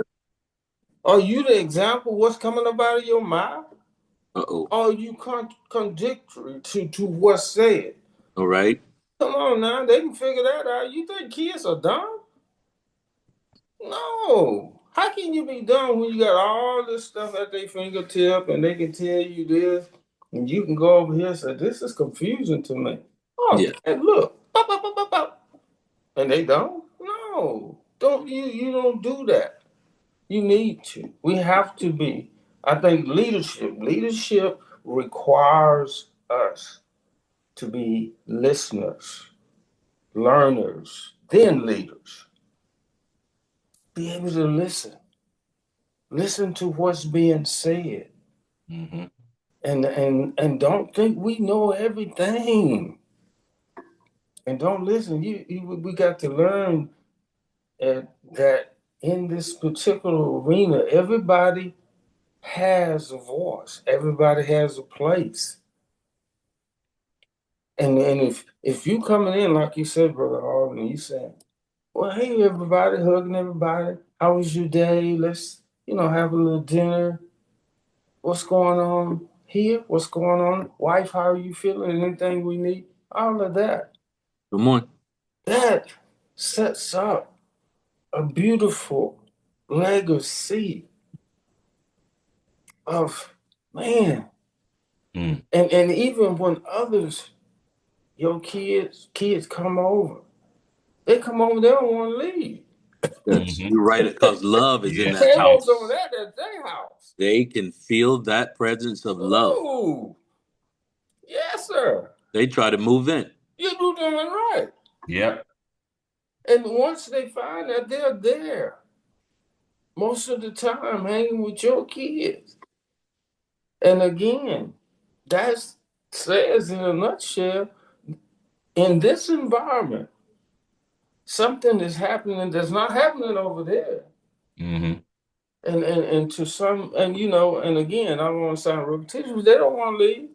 Mm-hmm. They dread going home or wherever they got to go. But even in that moment, whether it's an hour, 2 hours, or whatever, they are getting maybe what life really looks like. They're getting a glimpse of what love is because it's flowing and they can feel that. So, that's relevant to this topic for sure. Um, and heavenly inheritance never fails. There's no failure in God. Come on. I mean, there's no failure there when there's love. Love never fails. Never fails. Never, man. It doesn't have failure in it. And in God, it didn't say anything other than God. It says in God we live, we move, and have our being. Mm-hmm. Yes. But in that, you're a human being, but are you being human? Is humanity shown through you by your action, by your countenance, how you move? How are you moving there? We're not moving in denial. We don't need any more of that. You can't, that's no substance in denial, Brother Hart. There's nothing there in Come on. denial. Yes, sir. We see a lot of that going on around us. So I'm going to say this and then we can move on is that the light that needs to be exemplified in this planetary experience is the light that we allow God to be shown through our every move by denying ourselves daily. This is a denial radio show. Mm-hmm. Well, we want the true and living God to show up through us, in us, and by us, and going through leadership while building the legacy. Yes, sir. And Joe, let me just continue where you are. When we talk about things, I definitely want to make it plain to those Mm-hmm. who are watching us and listening. When I'm talking to people, male and female, uh, teenage or adult, I'm always surprised at how people look at me like a deer in the headlights when I'm describing what Yes. we're talking about as far as in being a responsible, loving man. People look at me like I've never seen that before. Yes, sir. Men will say, "Well, I've never seen that. My father never did that," or whatever. I'm talking about men from all walks of life. Ladies look at me like, where are these men that you're talking about? Mm-hmm. And so, and kids are looking at me like, I've never seen my mother and father do that. And that breaks my heart. Yes, sir. Um, so, what does that look like? Men, ladies, what does that look like? Guys, I've been married 32 years. Darren's been married, 30 plus years. We're not throwing out dice. We're talking about things that we live and experience. We're not talking about what we heard. I remember when my first daughter was born, she would, you know, kids are born, they love their dad. Um, Dads are silly. We'll roll, we'll crawl, we'll be the dog, the horse, the Mm-hmm. cat, tea party, whatever. Especially, whether we have sons or daughters, they want to play with you. Mm-hmm. They don't know anything about you going to work or you tired. They just know I want my mom and my dad. That's That's right. it. And my oldest daughter, I believe in modeling Christ, and I get up early in the morning and spend that quiet time with him in the Holy Spirit. My daughter would find me in my office on my face, and if I was on my knees, she would just crawl right in that space and do the same thing. She would get in her little prayer position because she see that's what her daddy's doing, and she would Mm-hmm. just be there, and she just, I don't know what my daddy's doing, but I'm gonna do what he's doing. So they imitate us, Yes, sir. Yes. Yes, sir. and so um, what does that look like, ladies, to have a man who actually is leaving a spiritual inheritance? Well, I'll tell you what it looks like from all that I've learned from the Lord Jesus, and that is imitating him. Um, when I realize that my eyes are open in the morning, and this ain't about Harlan, this is about what I understand about following Christ and leaving that spiritual inheritance. When I open my eyes, the first thing I do is start talking to the Holy Spirit. Mm-hmm. I don't jump up and start doing things. I Mm-hmm. slide out of that bed on my knees in Mm-hmm. humility, and I began to give God praise and worship. I began to ask him, Lord, what are we doing today? Lord, talk to me about whatever you want to tell me about. If you need to talk to me about my wife, tell me about that. Where do she need me? What do I need to pray for her for her for? What is she? Is there anything that's going on with her that I need to know or pray about? Is there something that you want to tell me about my daughter? One of them or both of them. Talk to me about my neighbor or my family member. Whatever you want to say to me, because I want to do what you want me to do. Lord, I empty myself. I surrender and submit everything I am to you. Show me how to be the husband, the father, the provider, the protector, to lead, love, and provide and protect my family according to your word, your will, your design, your desire for our lives. Lord, as I leave my house, show me how to be the same guy when I'm with you as I am with my family and then abroad at my work and wherever I am with friends or whoever. I need to be that same guy. Be yourself in me. Show me how to love the way you love. Show me how to lead the way you lead and to cover. When I get home, my daughters, when they were growing up, of course, they always run to you. Mm-hmm. Kids, that's what they do. Mm-hmm. I had to train my daughters and help them understand. Mommy's first. No, it doesn't mean you love your kids less. It just means that they can't take over. They can't push mommy out of the way, your sons and your daughters, because they're going to run to you. That's fine. I'll pick you up. I'm going to hug you. I'm going to kiss you. But but my direction is I'm going straight to my wife. I'm looking at her. How are you? How was your day? Is there Mm-hmm. anything that you need? Maybe she needs to not be messing with those kids right now. So just because I'm just coming from work, maybe she's just coming from work, don't matter. What do we need to do? I got the kids. Go do what you got to do. That's right. You need to just sit down, collect yourself from the day. Whatever we sacrifice. It's not about me coming home, and men are different than women. We don't want to walk in the house and begin to answer questions. We just want to walk in the house, uh, debrief, decompress, just chill for a minute. We don't want to immediately start talking about our day at work, and we really don't want to talk about our day at work. We just want to. We're done with that. Ladies, you guys want to talk about your whole day. That's fine. Men, we have to learn to listen. If you want to talk, that's fine, but give him a moment. Maybe give him a glass of water. How was your day? We don't have to go into the depths right now. A man wants to sit down and relax for a minute before he starts talking. Your kids, you don't have to ask them about school. Ask them how they are. They'll tell you about school if they want to. You need to ask them how they're doing. How are you? And they'll tell you the things that are concerning to them. So leaving that spiritual inheritance, I have to, when I'm at the kitchen table or no matter what we're doing, that at that time I can pray with my whole family, teach them how to pray, teach them how to pray the word.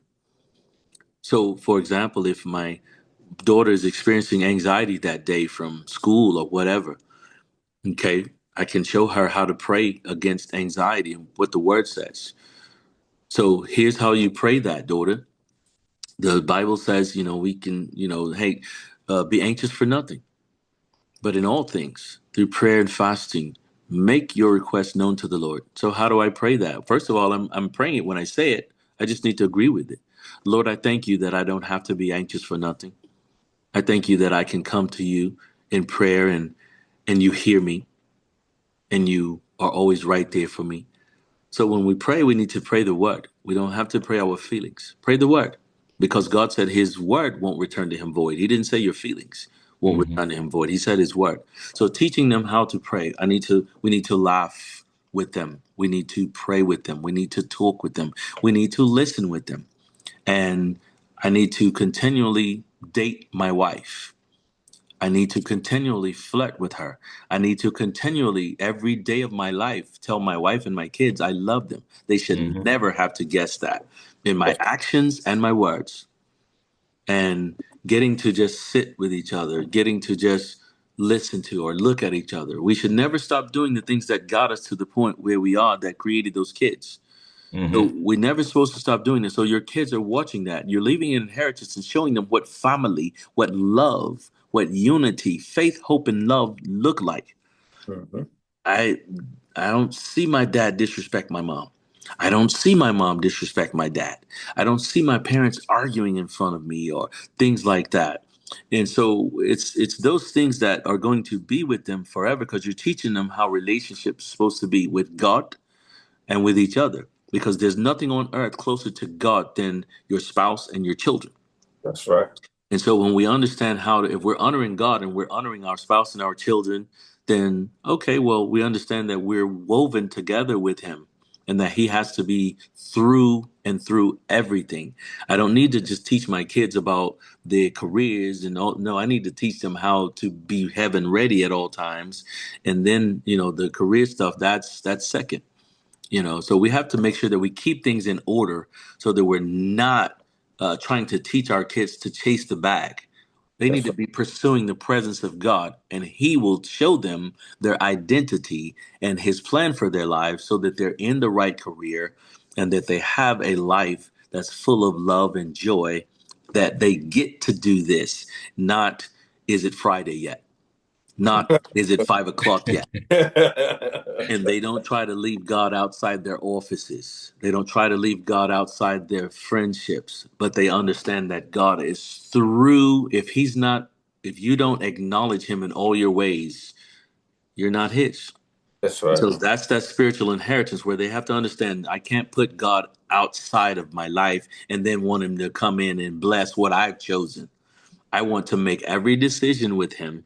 I want him walking with me, teaching me, guiding me through all things with his wisdom, not my selfish desire. I could say more, but I'm going to say less right there. Darren, jump in there, guys. Basically, what you was talking about, Joe, Harlan, is being present and spiritually present and available. One of the things that stood out to me, you said a minute ago, what did you say? You said something about, I'm having a mental block right now. You said something about talking. Oh, you said that when you sense that your wife needs time by herself, you might take the kids somewhere else. Yes, sir. If you weren't spiritually available or present or understand your wife or authentically there, if I can use that term, you wouldn't know. That's right. That you need to give her a break, because that's just as important as everything else that you said. Right. You know, that you need to know what's in her heart. But you also asked a rhetorical question to the women a minute ago. If they're available in the chat or don't mind chiming in addition to what we've been saying as how we should be programmed as men, not perfect by any stretch, but what are they looking for? You know, it might be a single woman on here. It might be a woman that may have some good experiences they could share with us, or something that we might not know that we didn't mention. So I know I hate to put them on the spot. I know Marilyn is there, and Them ladies, they gonna respond. yeah. So Marilyn, I know we were just waiting on him. I know it. I knew it. Okay, we're gonna end the call now, guys. We don't want to listen to anything. Let me close this. Y'all have a nice day. Hey, Darren, we want all the smoke. Bring it. Oh my God. Hey, listen, and we got to be willing to listen as long as they take to explain things to us.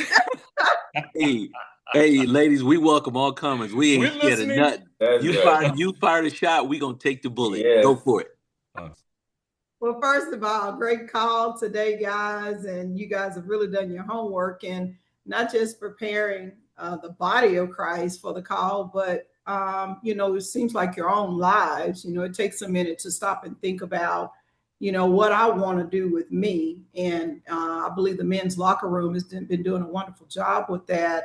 I think when it comes down, I guess I'll speak on behalf of the relationships that women may be seeking these days.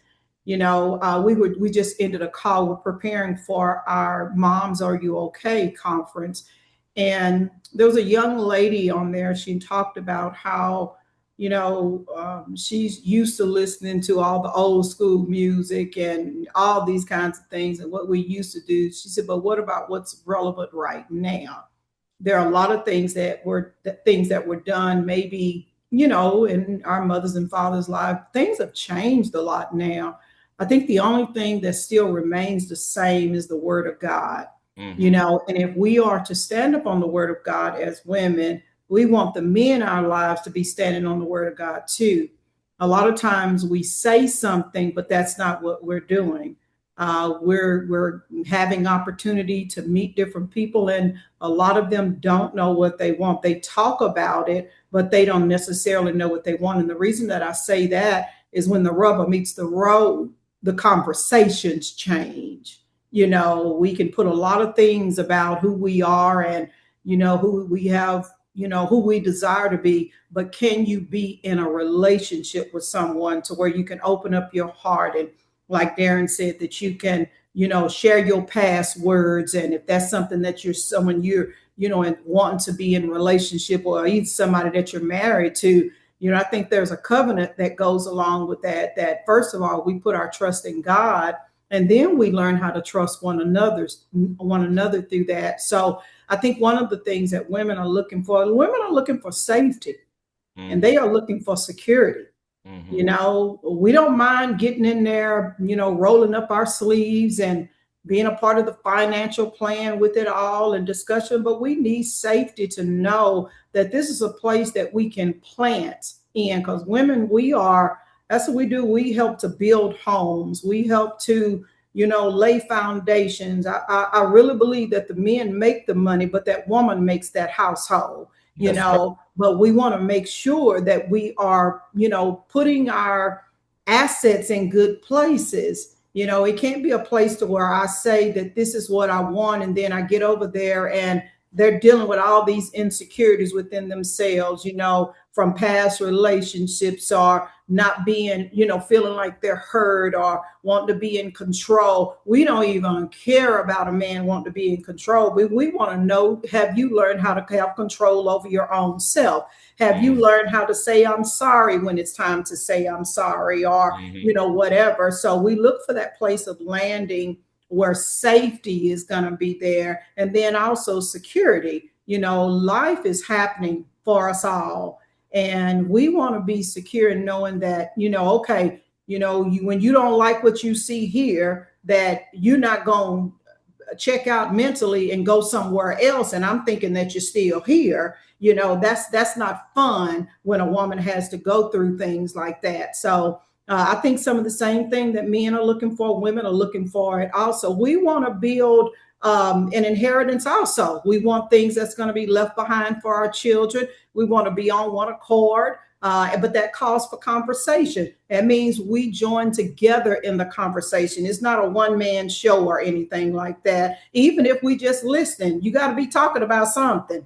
We can't just be listening to just talk. We need to hear a plan of action. What are you planning on doing? And women, I believe, will back you up in more ways than you could imagine. But you got to give them something to work with. They can't work with raw material. I can't be out there going out, what they say, making the bacon, frying it up and all that kind of stuff, and then got to come over here and provide emotional support to you also. It's a place where we got to come together. So that's just a little bit of my thoughts. And I think in a nutshell, I think emotional intelligence is what we need in this time that we're in, how to get along with one another. If we are looking to be in partnership with each other, let's talk about it. There's no more of this thing to where, you do as I say do, all that kinds of stuff. Because we don't even do what we say do. How you want somebody else to do as we say do, So it's all about us coming together on one accord, and then being able to listen to your spouse. I heard Darren say something about that maternal instinct. We know stuff. We see stuff, and we pick up on things. We haven't just bore these children and raised these children and didn't gain a insight that was not going to be used to help, guide even the family through things. So trust your wives when they tell you something or say something to you. Trust them. They're not trying to put you down. They're not trying to even come against your manhood. It's just that, hey, I noticed something, you've been a little irresponsible over there. You're not paying attention, especially when it comes down to other women, and I don't know what it is about men. I think men just go blind when another woman comes in. They act like they can't see. I know they saw it. They just didn't want to see it. Don't get us started now. They just didn't want to see it. But I think James said it best. He said, let no man say when he's tempted of God. He said he's tempted by your own desire. Those are things that have to be worked out. That's not something to get a divorce behind. That's something to sit down and talk about, whatever the case is. One, that woman, when she brings something up, not a nagging woman. I'm talking about a woman that comes in with, she's got your best interest. Pay attention. It'll keep us away from some, struggling places out there. So those are just my thoughts, y'all. I'm going to do like Harlan said. I can say more, but I'll say less.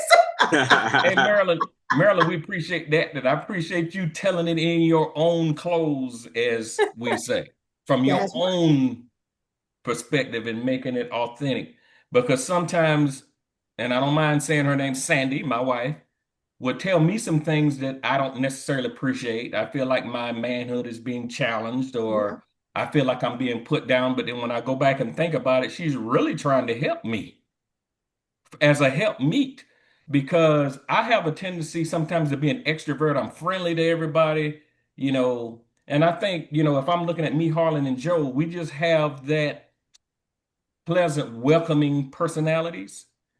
And we don't realize sometimes that when we're that way around women, they're being attracted to that. And Oh yeah. and then we might be start laughing and talking and grinning, and then they ignoring your wife, and they standing off to the side, and then your wife standing there looking at you. Now, I thought I told him to be careful with these women. Yeah. Look at it, look at him. He don't even realize what he's doing. Yeah. So I learned a lot in these last 36 years of marriage that I have to listen to my wife. I can't get argumentative with her all the time. Some things I just have to let roll off my back. I don't have to keep fussing and arguing and saying things just because I want to win the argument, because it ain't worth all of that at all. And I mentioned these to the guys Thursday night. Sometimes it's just best to say what you got to get and just shut up. And because she heard you, she's not built the way you built. Sometimes she's going to talk to you different than you talk to her, because her emotions are wired different than your emotions. So I could, like y'all say, I could say more, but I could say less. But I appreciate you chiming in there on it. I want to say one last thing before we leave here, and this is not to put a man down in any kind of way, but I think some of our men need to stop being so sensitive. Yes. Stop being so sensitive. Say it for the ones in the front, the middle, the back, and the ones standing outside. We're going to turn the speaker on so they can hear it too. I actually hope Sandy ain't listening to that. Oh no, she's listening. Listen, stop being so sensitive. Yes. And Amen. sometimes men start thinking, you disrespecting me. No, you just sensitive, just like us. We have to start listening to what the men are, saying as well, and kind of get in that space together, because every woman that says something to you, she's not trying to put you down or anything. I think we could say things better, but at the same time, what the scripture said, know those that labor among you. That's not always what a woman is trying to do, trying to put you down. So no, and Merlin, we grown men, we're not babies. We should be able to handle something. That part. That's right. And don't treat him as such.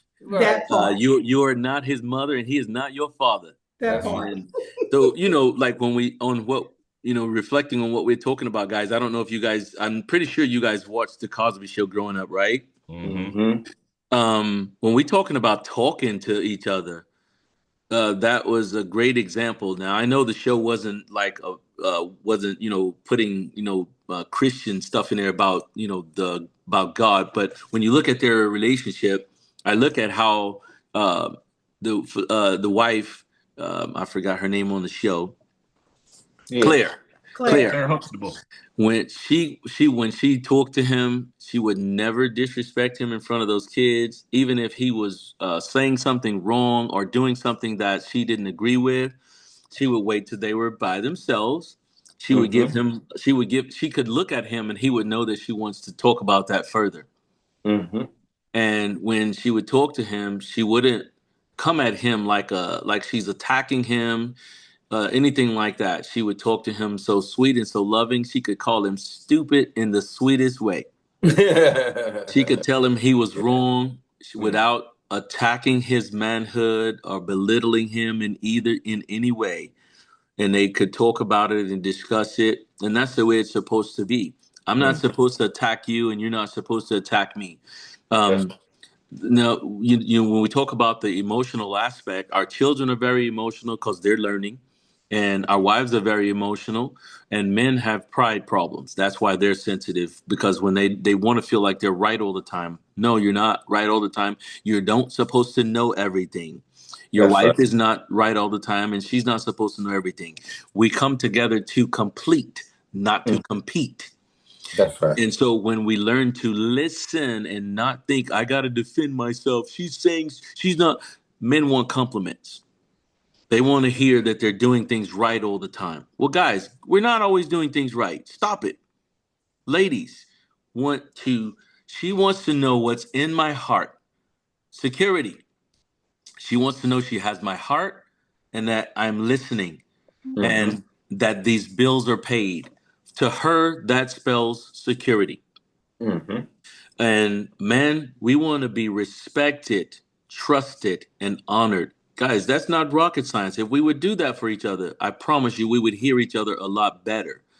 And when there's something on our hearts, my wife doesn't want to have to drag out what's in my heart. I need to tell her what's in my heart. What if there's something I'm concerned about, if there's something we need to do or something I'm afraid of, or whether that's financially, whether that's whatever it is, we need to be able to talk and stop thinking that we're supposed to go to the barber shop and say what I'm supposed to be saying to my wife. She's not supposed to go to the beauty shop and say what she needs to be saying to me, God, and a counselor. Stop it. Let us talk to one another. We're not enemies. We are supposed to be fighting for each other, not against each other. And so if we don't know how to just talk, she needs to be able to lay her head on my chest. I need to be able to lay my head in her lap. We just talk and just listen, love one another. It's not rocket science. Joe, I don't know about you, but being in the financial industry, guys would try to make appointments with me without their wives. Yes. We're not doing that. No. You want to, if you want to hide money from your wife, you better go talk to that crooked guy. This is about trust and integrity, unity. My wife should have all the passwords. She can open my phone. She can open the bank account. Her name is on it too.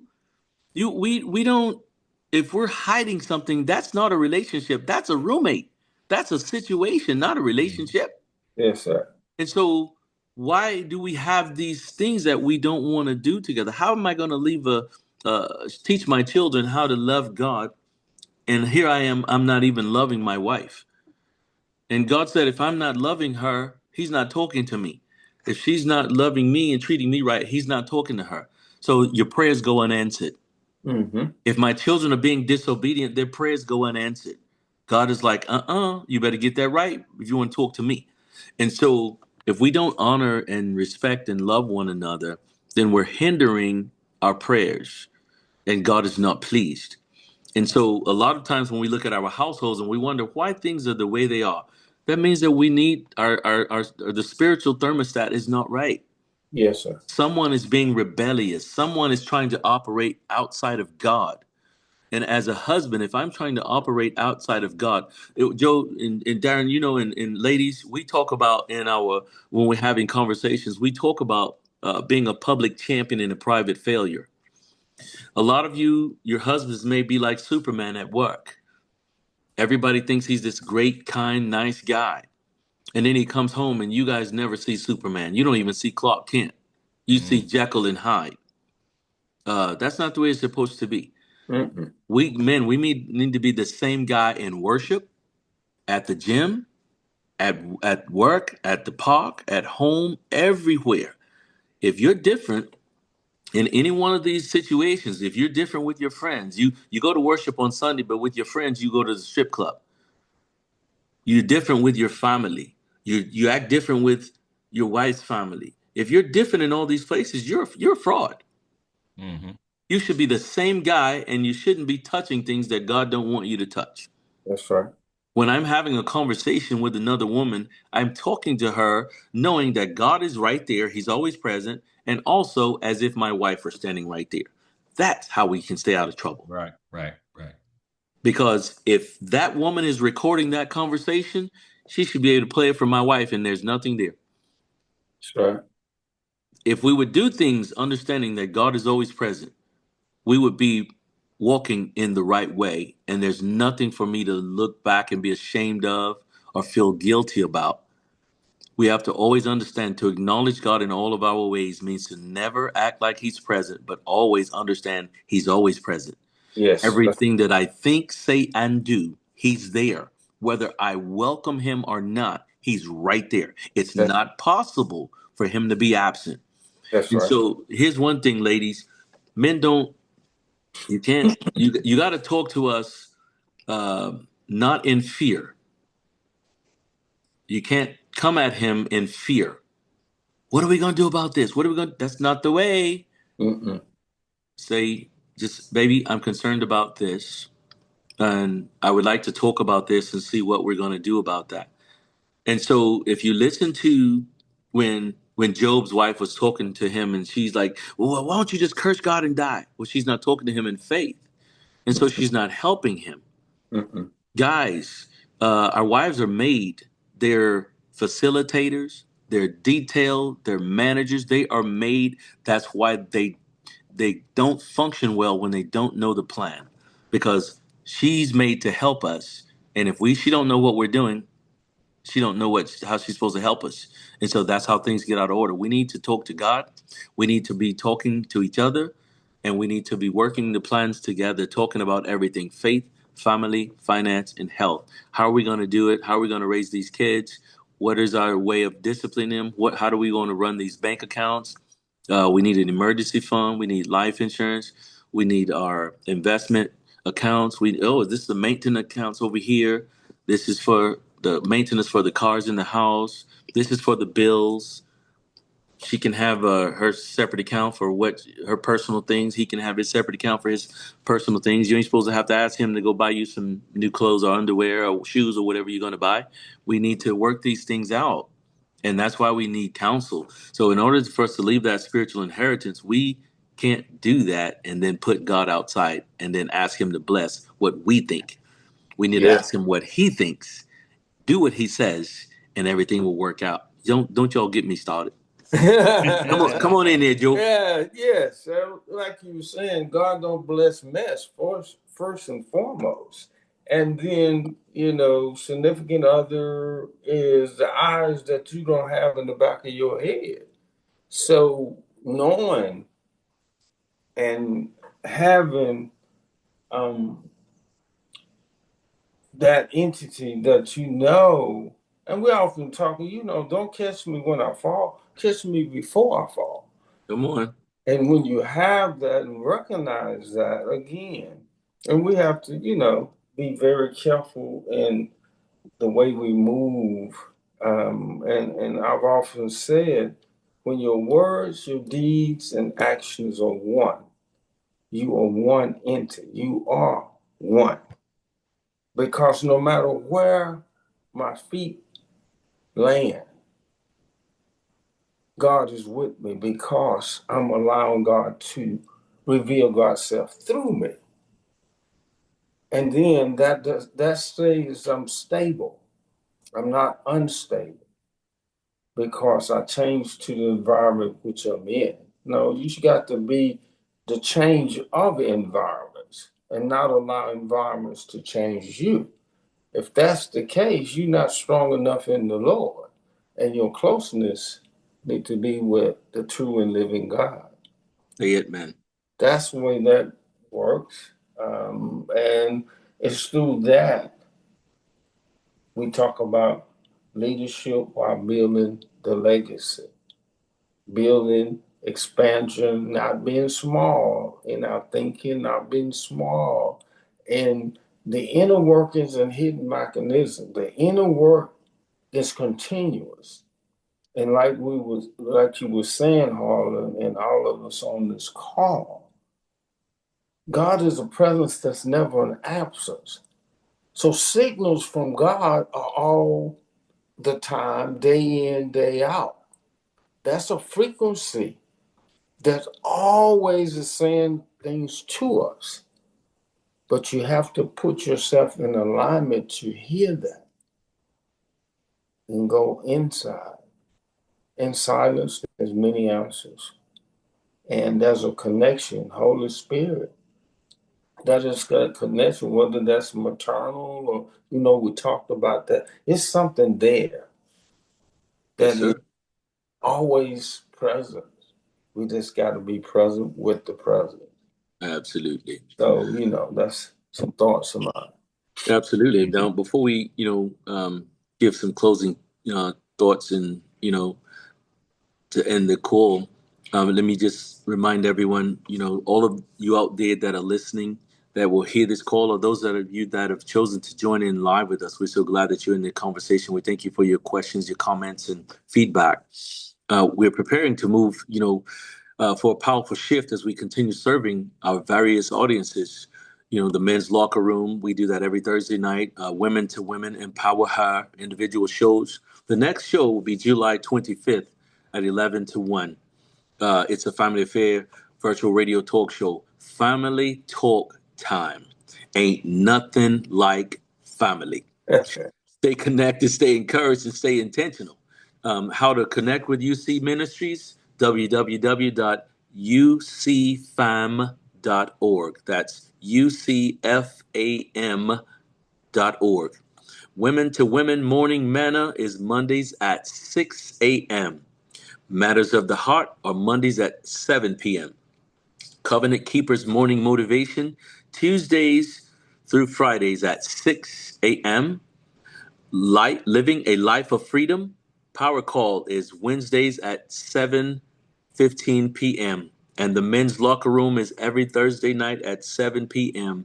Your sons need to be there, your boyfriend, your husband, your uncle, your dad, your godfather, everybody needs to be in the room because we have real talk like this all the time, and there's nothing off limits. We're always going to bring God's wisdom into the room. We're not preaching to you, but we're going to talk to you from the biblical principle. Absolutely. I want to definitely thank my hosts, my co-hosts with me, that always with me, my brothers. We just brothers from another mother. And we all love God, and we've all come from places that we weren't always where we are now. And that's why we can have these conversations, because we don't mind telling you where God saved us from. We didn't always have it together. We were a mess before we had a message. And we're now sharing that so that others can be better than us, our sons and our daughters. Those of you that we don't know, that are out there around the world, we want you to grab these experiences, grab this wisdom, and be better, faster, and stronger. We talked about, being the fact of, we understand that being wise and the spiritual, the tangible, using wisdom for stewardship, the things that we teach our kids. Guys, closing comments before we get out of here for today.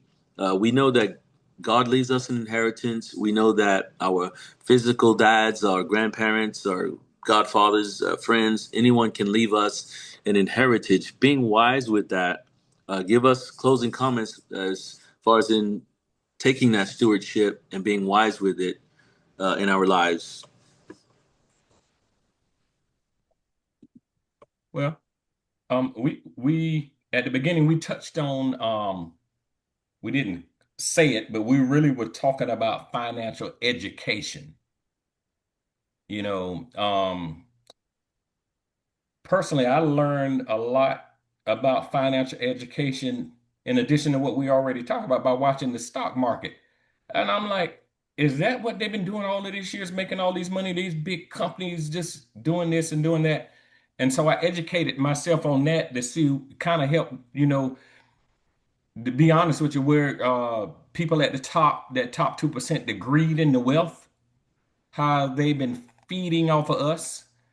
So it helped me learn how to um, make my wealth grow as well, to make myself financially stable instead of being the one that's being leached on. And there's nothing wrong with building wealth for yourself as long as like I said, you don't get it twisted and start loving the mammon and trying to love God at the same time. Come on. But one of the things that we struggle with is that tithing part. Okay. Um, we when you talk to people about tithing, their mind automatically goes worldly in a lot of instances, and they will say things like, "Well, look what kind of car the pastor is driving. Wow. Yeah. Or why he always talking about tithing. And if the pastor, in most cases, he preaching what he's telling you to do. He's not preaching you from a stance of trying to make money for himself. He's trying to preach for a stance from you to increase your well-being, really, because it says, bring your whole tithes into the storehouse so to be meat in my house and prove me therewith. Because when the God telling you, I don't know any place else in the Bible, at least I don't know, up there where God's asking you to test and prove him. Come on. He's telling you, look, if you tithe and do what you not grudgingly to this church, I'm gonna bless you too. Come on. So people miss that part. They look at it as Pastor Bell, he wants a new Mercedes, My God. you know. But here's what people would do. They'll go to a basketball game and pay $1,000 Uh-oh. for a seat Uh-oh. to watch somebody else. They'll go to I don't want to call any performer's name. They'll go to a Yes. concert and pay half their paycheck, save up for months to My go see God. that person. What I'm saying is that's their profession. Who the Mm-hmm. person they're paying is their profession. Yes, sir. Pastoring is a pastor's profession. Yes, sir. So if you calling him at 2 o'clock in the morning to come see about mama when mama's died, or mama gets sick, or when he's supposed to be at a baseball game or an event, a recital with his daughter, and you have to pull him away from that to take care of a matter at the church, shouldn't he be compensated for that some kind of way? The same way that you paying your money to go to that game or paying that other person's money that you attending that's their profession. Am I making sense? That's Mm-hmm. the Bible. Yeah. It says Yeah. that those who preach the gospel should live by the gospel. Yes, sir. Yeah. You're not lording over people money and trying to get rich off it, but you have to take care of the people or the person who's been put over you to be your shepherd. Mm-hmm. And the church don't run off air. The church needs heat. The church needs updating. The church needs HVAC worked on. The church needs lights turned on. The church need cleaning. The physical building. Someone's going to need help with rent, mortgage, food. All of that. Yes. Yes, benevolence and all of those things. So we talked a lot about legacy and generation wealth, spiritual inheritance. But when we get to wisdom and stewardship, we got to know how to where our top 10% go to first. And the last thing I'll say is this. Um, some people say, I can't afford to tithe. But the thing is, you really can't afford not to tithe. Can't That's afford right. not to. God said, Yeah. I will keep the devourer away. And that means Yeah. Mm-hmm. your money will not, that could be protecting your business, your job from going down. I was thinking reflecting about, the COVID, like when everybody was out of work or off work, had to stay work. Some people lost jobs, all these different things. And I just thank God for taking us through COVID, Mm-hmm. and in those things that, sometimes when you're going through things, sometimes when you get out of it, you like, wow, that was like a some type of outer body experience. Like God, that means God was carrying you and you didn't even feel the sting of what was happening That's right. because he carried you through. And so that's what Darren is talking about, is that he wants to protect you. What father does not want to protect his children That's and right. cover them and shelter them and provide for them and keep them safe? That's what he's talking about when he was just sharing with that. Any closing thoughts, Joe? Yeah. I think the closing thought, remember God is a present that's never absent. So learn to relinquish, surrender those things to the true and living God, and understand wherever you are in the pecking order of things, allow yourself to know that God is always present. In the bosom, like the older people, he has you in the bosom of his heart, and his heart goes out for his children. So I think we have to move into that. I always say, swimming in the ocean of devotion in the sea of divinity as Yes, sir. divine being with a loving Father. So, Absolutely. We want to, once again, we want to thank all of you. I have been your host today. My name is Harlan, and joined by our co-hosts Darren and Joe. You don't need to know our last names. Just call us what we said. Just having fun with you. Guys, we always welcome you. You have been tuned in today to It's a Family Fair radio show, the Men's Locker Room edition. We have several versions of the show. It's both men and women. Sometimes it's ladies, and sometimes it's the whole community. We want you to be here with us as often as you can to join us on these great and meaningful conversations. Hopefully, they catapult you into the next dimension of your lives. We There's nothing that we can't talk about. We all need to talk about these things. We need family. It's a family affair. We're all family. The only thing that separates you from that family is you. If you yes, try to be on an island by yourself, that's a really dangerous place to be. God created us because he wanted a family, and he loves all of his children, even the ones who reject him. You too know what it's like to be rejected. You too know what it's like to have a wayward child or a wayward family member. That hurts. He loves you as though you were his only child, and he always wants you to be in community. And for those of you out there that may have been on an island, maybe you're putting yourself on an island.